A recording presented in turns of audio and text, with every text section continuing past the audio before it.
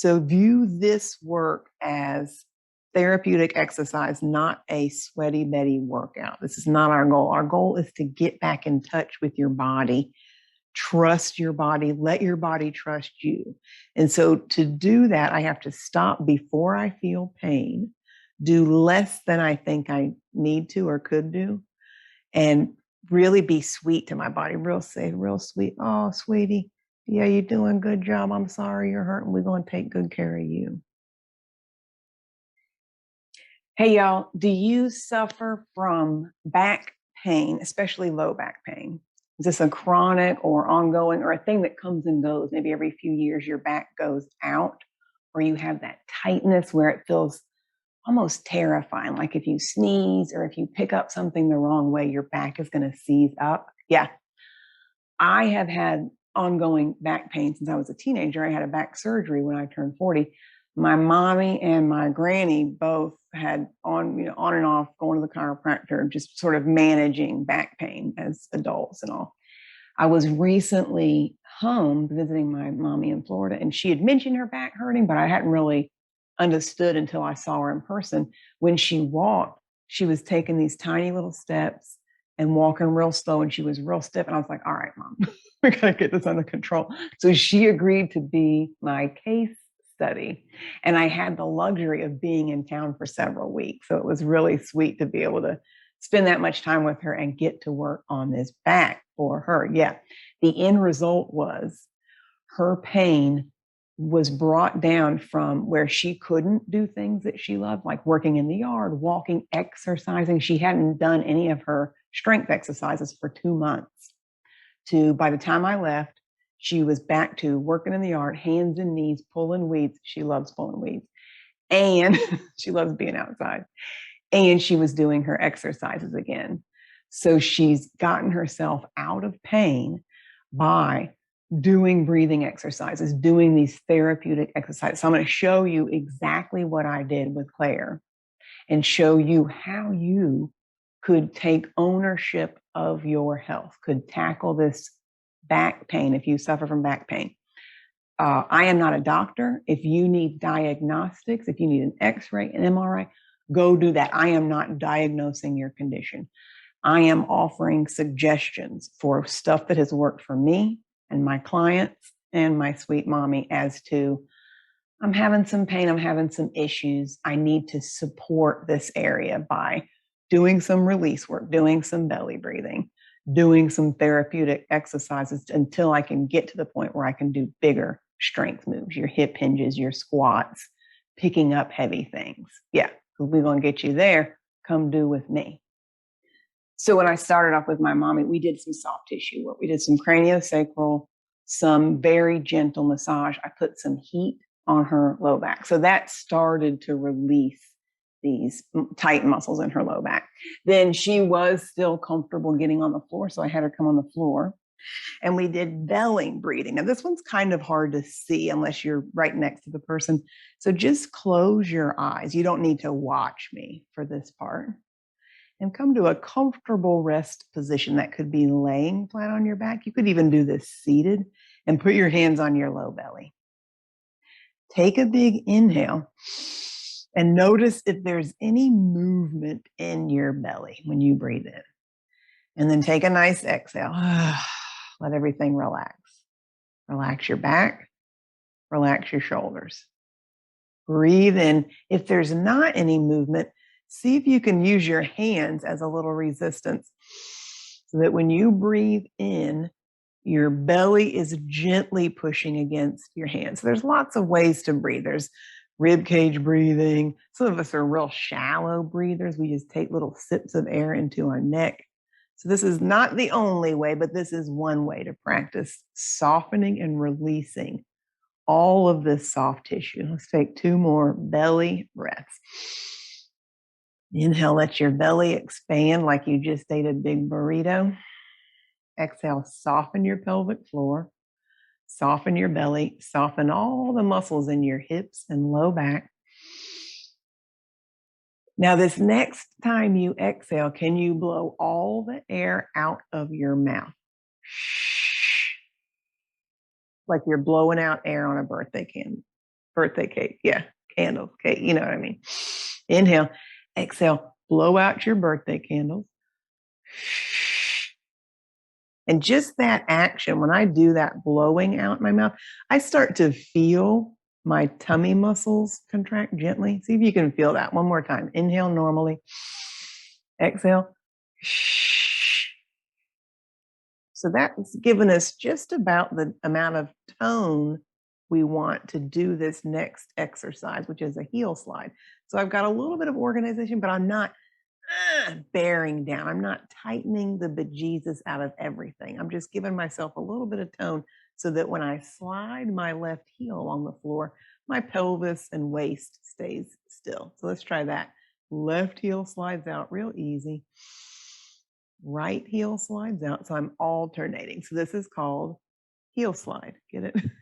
Sliding your heel on the floor. Inhale. Exhale. Notice if your pelvis wants to rock, does it tilt or rock back and forth? And can you do 4 more of these without letting your hips move? You might even put your fingertips on your hip bones. Make this real easy. It's not a ton of effort.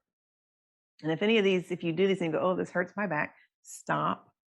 Don't do anything that hurts. This should all feel like maybe slightly challenging, but not painful. Okay, so that was heel slide. And so I want to be able to move my pelvis. I don't want to have it locked into the place all the time. That heel slide move was a stabilization move, but this move, this hip mobility, hip clock, is a mobility exercise. So what I'm going to do is bring my hip up towards my armpit. I'm going to call that 12 o'clock. When I roll my hip forward, I'm going to call that 3 o'clock. And then when my hip goes down towards my foot, that's 6. When my hip comes back towards the back wall, that's 9. So if I had a little stick on the top pointing to the ceiling, I'm pulling my stick up towards my armpit, forward. I can let my thigh slide a little, down, and back, and go really slow, really tiny, especially if you've got some kind of squickiness going on with your back. Now we're going to reverse up and back and down. So it's not how many of these can I do, how fast can I whip through them. It's how smooth can these be.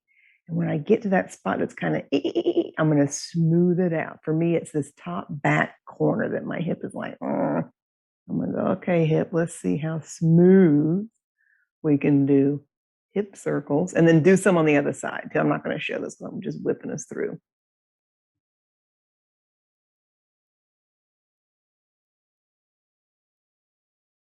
Okay, did you do hip circles front and back, both sides? Did you compare? Was one side easier than the other?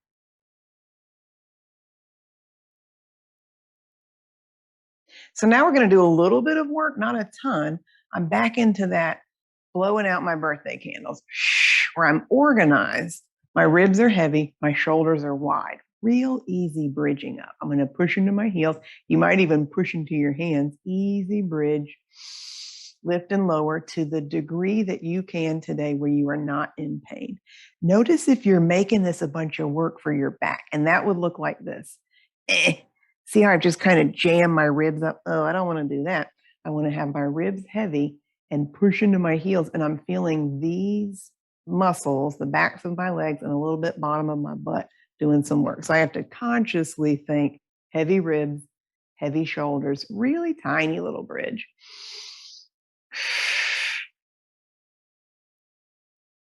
And you might do 5 of these, stop, take a rest. So view this work as therapeutic exercise, not a sweaty Betty workout. This is not our goal. Our goal is to get back in touch with your body. Trust your body, let your body trust you. And so to do that, I have to stop before I feel pain, do less than I think I need to or could do, and really be sweet to my body, real safe, real sweet. Oh, sweetie, yeah, you're doing a good job. I'm sorry you're hurting. We're going to take good care of you. Okay, we're back to the sideline position for our clamshell. And I've got my knees bent about 90. Find a comfortable spot where if your feet go too far back, again, I can get in that kind of Genchi position for my back. So I don't want that but my feet are a little bit in front of where my hips would be if I drew a straight line down. And then come back up here to this feeling of organizing your ribs. I can slide a hand under my waist in this position. I've got my core engaged, but not clenching. I'm not compressing my spine. I've just got this 3D wrap going on. And that's important because as we do clamshell, I'm lifting my knee, but not rolling my hip back, which would look like this. That becomes a whole other thing. What this is don't move your hip. Yes, lift your knee. Let's do 2. Clamshell, lift your knee without moving your hip. Last one, hold. So again, we're doing very minimal, maybe 5 of each of these. Switch around and do the other side, 5 clamshells, and then we're going to come up to standing. So this standing move, calf raise, I want you to hold on to something. And then you don't have to make this such a balance challenge. I'm holding on to a dining chair, a wall, button up your vest. All you're going to do is lift your heels. So I've got legs together, and I'm lifting and lowering my heels. And I'm trying to avoid doing this where I shoot my hips way forward. So to do that, I got to really pull my abs in and pull my ribs back. Otherwise, my hips just want to do this kind of thing. And if you're already in this kind of compressed feeling with your lumbar spine, that ain't going to feel good to do more of that. Okay, I'm going straight up. Oh, that's hard. And straight down, calf raise. So why are we doing calf raises when we're talking about your low back? This is actually a move physical therapists will give this to people after they've had back surgeries. So it helps to strengthen your calves, your lower leg muscles, but also your whole posterior chain, which can become weak, often hamstring, lower leg, even like plantar fasciitis can have origins up here in your low back and hips. Okay, that was all we did day 1. Keep watching if you want to see the rest of the stuff I did with my mommy to help her progress out of this back pain. Okay, so that was our basic program. We started with some release work, some heat, some breathing, abdominal breathing. We did bridging, clamshells, heel slides, stuff to just do tiny muscles organization. We added bird dog. And this one, man, I give this to everybody that's got any kind of back issues. I love this one because it can be very humbling, especially for people that are really strong or have done a lot of working out, traditional workouts. So I'm in hands and knees. I'm going to push my hands into the ground, push my knees into the ground, and then try to find that sweet spot again of not overly rounded, not doing an angry cat, but I'm also not sagging into the ground. So to do that, I push down into my hands, push down into my shins, and stretch my head and stretch my tail. So it's like everything is reaching out, hands, knees, head. And then opposite arm and leg, this might be really tiny. You might just push your heel back and slide your other hand forward. So I've got right arm and left leg. That's my opposite arm and leg. Slow-mo, drag your hand and foot back in. I'm going to start now with my right leg. I'm just extending my knee. No change in my hip or shoulder, extending my arm. Yeah, so far so good. Okay, if that feels okay, we can progress to stretching your leg and extending it, not lifting, not this, but this. Stretch your arm, stretch your leg, still length in both sides of my waist. So if I do that stretching of my leg and my hip goes, see now how I've bunched everything up. So I want to keep this length as I do opposite arm and leg. Hold, keep that feeling of pushing your head, pushing your tail, pushing your hand, pushing your knee. So this should feel like work. Inhale. And I notice as I bring my knee in, that's when my hip wants to get out of the way. Yes, and notice the transition from one to the other. If you need to do just the leg part, just try leg out and in. No movement in your pelvis. So that's the hard part, is not moving your pelvis or your spine. So you're not tucking and extending as you extend your leg, extend your arm. Yeah. And then another thing I noticed when I had my mommy do all of her breathing stuff is her neck tended to be kind of tight, which is fairly common. A lot of us just carry a lot of tension in our neck muscles. And so we tried to get some softness in her upper body and some rotation in her thoracic spine. This is a really good thing to play with if it feels like, oof, I don't think I should be twisting my low back right now. If you can manage to keep your pelvis still and add this upper back rotation, meaning I'm going to take my left hand and put it on my shoulder and start to squeeze that left shoulder blade and push this floor hand into the floor.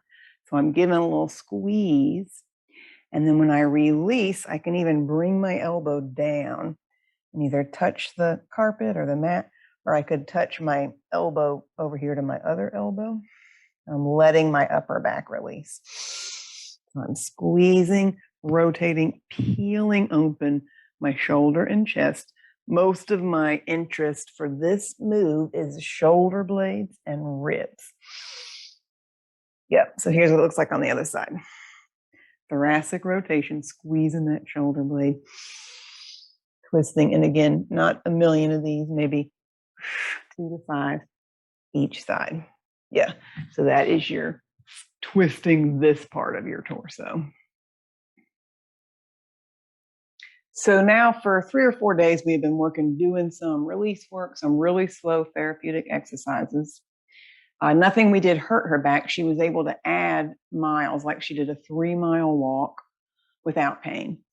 And so she was saying how she hadn't been doing her upper body strength. So we wanted to add in some of that. This is something to consider if your back is in a flare up or it's hurting. Maybe you can do some things like chest press and curls, some things that feel like you're still accomplishing keeping as much strength as you can in other parts of your body while you have an injury or something that you might be babying in another area. So one move we added was the band pull apart. I'm going to show this seated and on the floor. So just like it sounds, I've got straight arms and I'm pulling apart on my band, pulling back together. Relaxed shoulders.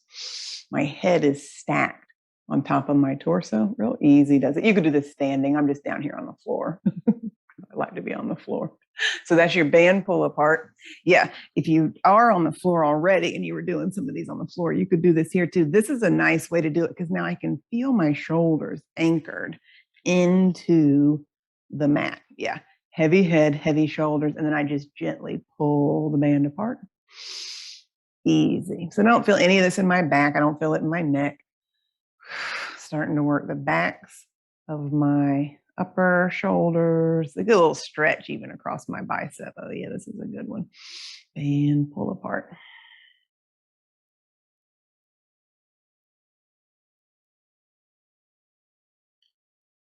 And then while we've got the band, I'm going to show you this dead bug variation. So this is a nice one to add a little bit of resistance because often people struggle with finding this 90-degree bend. When I say bring your knee up to 90, they do this. And see how now I've tucked my pelvis. And it's not that I can't ever do that action. That is a thing that I want to have available to me to be able to rock my pelvis. But when we're doing the stability work, I want to be able to find a neutral pelvis and then lift my knee to 90. When I say 90, I mean knee over my hip. So I'm going to use the band just to give me a little feedback there and go, okay, that's where my leg is going to stay. Yeah, so this is my left knee is at 90. If you've got enough length on your band to hold your arm straight up over your shoulder, we're going to stabilize with this left side. And then real easy does it, my right leg is going to lift and lower. I'll show this on the other side in a second too. Easy, easy, easy. I could also play with right arm out and in. And you could start to play with doing opposite arm and leg. So now I've got a hold of my band with my right arm. Left arm can move, heavy shoulders, pelvis doesn't move. Here's the whole thing, opposite arm and leg. Oh boy, this is a serious brain exercise. Yeah, so now I'm going to put my band in my right foot. So if this doesn't feel nice today for you and your back, stop, find the other moves that do feel good. I've got a little bit of a space under my lumbar spine, belly in and up. That's my leg at 90. And then if you can anchor this arm straight up and down, straight up and down. Yeah, see how I'm keeping that nice organized position. If this hurts your shoulder, don't do it. Yeah, test the waters. Test the water. So we're seeing, can we move a limb without moving torso? Here's the opposite arm and leg. Inhale, exhale, inhale, exhale. Only if this feels good on your back today. So dead bug variation, kind of like that bird dog thing we were doing. Pelvis and shoulders stay still while I move a limb. So then the upper body moves, we did chest press, which is bending and straightening. And then we did tricep, bending and straightening your elbow, keeping your upper arm nice and still. Yeah, so this could be a nice way to continue to train and strengthen your upper body while you're sort of babying, like if you had a hip injury or a back injury, but you wanted to continue to do your strength work. As long as this doesn't hurt your back, this is safe to do these kinds of moves. Yeah. Okay, so by day 6, my mommy was out working in the yard. She's up to walking regular speed. Her pain is now a 2 out of 10. She's almost back to normal. She actually tried some moves when I wasn't at her house, and that some of them caused pain. So she stopped, and then we had another session where we went through everything. So I'm just going to real quick blaze through everything without very much description and show how you could do a short session like this on your own. Belly breathing. In and out through your nose or mouth, whatever feels comfortable, but allowing for some movement in your low belly. Blowing out the candles. Now I'm feeling some work, a little bit of organization, but not tensing so much, just enough to keep myself organized to do a heel slide. Out and in, out and in. Here's a nice thoracic rotation. We did that one on hands and knees. You could also do from sideline if this feels okay.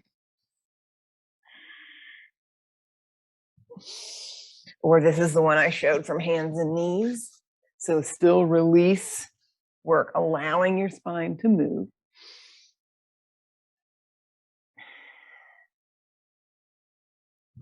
And then again, you do want to have the ability to move your spine. So you could try a gentle pelvic tuck. What does it feel like to rock your pelvis if this was 12 and 6 o'clock on the clock?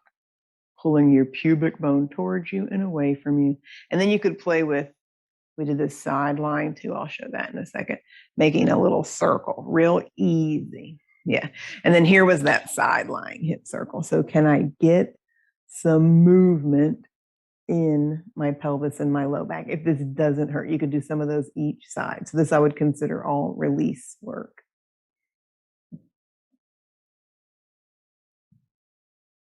And then dead bug and bird dog, either single leg lift from hands and feet in the air, or knees and hands in the air if you can.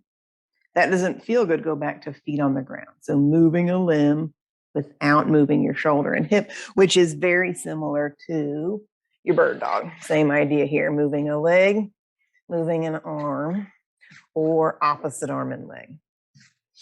Really good stabilization stuff. You can do this every day. And then starting to work some of this posterior chain, you could either do a kneeling hip hinge if this feels comfortable to push into your knees and lengthen the front of your hips. Kneeling, hinging at your hips. Yeah, accomplishing the same thing as that bridge I showed you earlier. So bridging, and this can be tiny. I'm just kind of whipping through these again to just show, but go as fast or slow as you need to communicate with your body and let it know, hey, I'm taking good care of you. Once that bridge starts to get easy, you could come up and hold your bridge. This is really good stability work, picking up your foot. Yeah, so we've got variations on each move. If this feels safe, you could take your leg up to the ceiling. So I'm trying to not move my pelvis as I lift one leg. So this is a bridge marching variation for stability. Yep.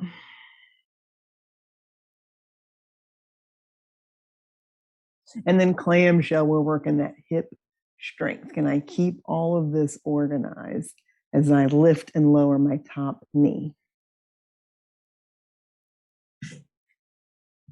So one of the most comfortable positions for me to be in when I was suffering real bad back pain was some version of a cobra, what I call cobra, which was a tiny amount of back extension, either propped up here on my elbows. You could even come down a little and have this be mostly upper back. I am trying to keep length in my neck, and I'm not, again, gripping like crazy with my butt. I'm making this real easy. So you could do lift your head and chest and shoulders, lengthen as you come down, lift and lengthen. So for me, the way that my disc was kind of squished out to the side, this position helped compress my disc in a way that took the pain down a little bit. If you try this and you go, oh, this is awful, I don't like this at all, don't do it. Don't do things that hurt your back. But if this is a comfortable position, you might just come get on the floor and rest in this position. You can even prop yourself up. You could have some pillows or a bolster. And then we did band pull apart. This works the back of your shoulders, upper back, and keeping my wrists in a neutral position, pulling apart on the band.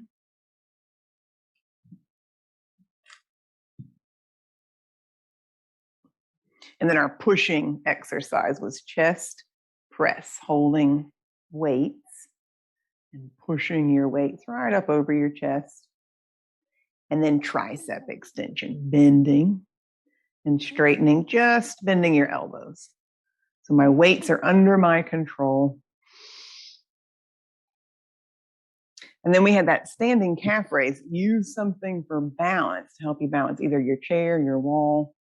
And I'm pushing up, but trying to stay almost like I'm in a little chute, or I've got a wall in front of and behind me. So I'm limiting how much I move forward and back and trying to push straight up to work lower legs.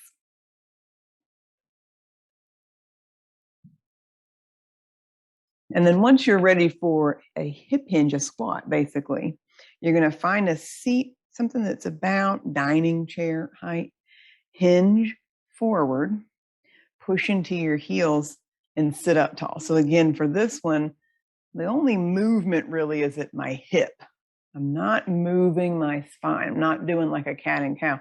I'm going to keep my spine in this neutral position.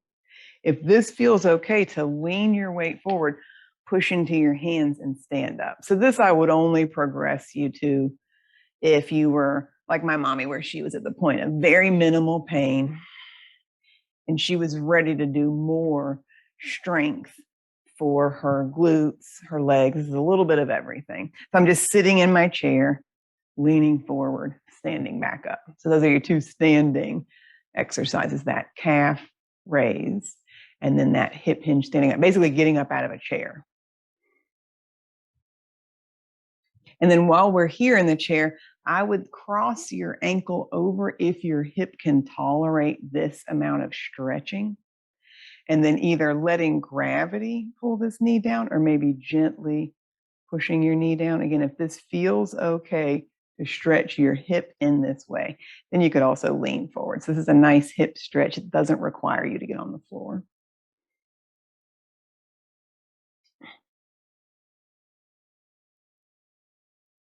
And then a calf stretch, really good to do. Actually, this one I can feel stretching all the way down the back of my leg.